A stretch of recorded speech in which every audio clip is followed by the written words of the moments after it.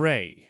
Marston had lived most of his life in the shadows, moving quietly through early mornings, collecting the world's leftovers while the rest of the city still slept. The cold December air felt no different from the hardness people showed him every day. His clothes, stained with grease and years of labor, often became the reason people looked past him instead of at him. But Ray never complained. He believed life's weight was something you carried without making noise, especially when someone small depended on you. Each day, he walked miles, pushing through exhaustion, holding on to the one truth that kept him going: his daughter needed him. And despite the world's indifference, something within him remained strong. On that freezing afternoon, as snow drifted across the city, Ray wasn't just a garbage collector. He was a father standing up against a world that had never given him a chance. Driven by love that refused to break, Ray's world softened every time he thought of Mira, his little girl whose smile used to light up even his darkest days. But lately, that smile had faded, replaced by weakness the doctors couldn't fully explain. She spent more time resting, her tiny hands cold, her voice tired but still full of hope. One evening, she handed Ray a small, wrinkled letter. In her shaky handwriting, she wrote her only Christmas wish: to ride in a shiny car like the ones she saw in movies, even just once. It wasn't a demand, not even a request. It was the quiet dream of a child who didn't ask for much. Ray read that letter over and over, feeling something tighten in his chest. He knew he couldn't give her the world, but he could try to give her this moment. And in that single wish, he found a purpose stronger than every hardship he carried. R.A. pushed open the glass doors of the showroom, and for a moment, the warmth inside felt almost unreal compared to the icy wind outside.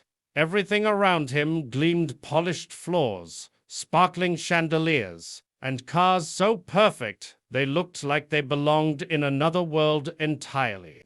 He felt the weight of every stain on his jacket and every scratch on his boots, but he straightened his back anyway.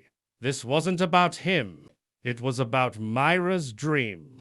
Each step he took across that glossy floor echoed louder than he expected, drawing eyes he wished he could avoid. But he kept moving forward, holding tightly to the folded letter she had written. In that moment, he wasn't thinking of the stairs or the judgment. He was thinking of her smile, the kind she hadn't shown in months. And for that smile, he was ready to walk into any room, no matter how unwelcome he felt. The moment Ray began to speak, the atmosphere around him shifted not with warmth, but with a sharp, uncomfortable coldness.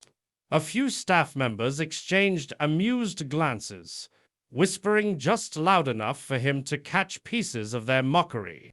One salesman smirked openly, his eyes drifting over Ray's worn jacket and dirt-stained boots, as if they were the punchline of a joke. A couple of others tried to hide their laughter behind polished hands, but the cruelty still echoed across the marble room. Ray felt every stare like a heavy weight pressing down on him, a reminder of all the times life had made him feel small. But this time, he refused to look away.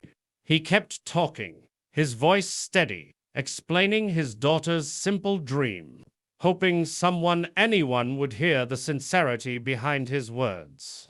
And even as the laughter grew around him, he stood firm, fueled by a father's unshakable love. Just when the laughter seemed to swell around him, Ray quietly reached into the old sack hanging from his shoulder. The room fell into a hesitant hush as he pulled out a small bundle, then another and another. Worn bills, taped edges, crinkled corners, years of saving in the only way he knew how. Tips from early mornings, spare coins from long shifts, money he could have used for food or rest, but chose to put aside for Myra instead. The staff, who moments earlier had laughed so confidently, now stared in stunned silence.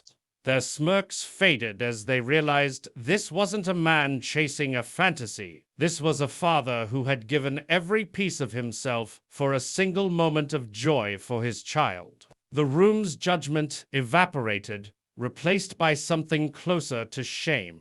As Ray gently placed the money on the counter and waited, calm and unshaken, Ray didn't wait for their sudden politeness or their rushed apologies.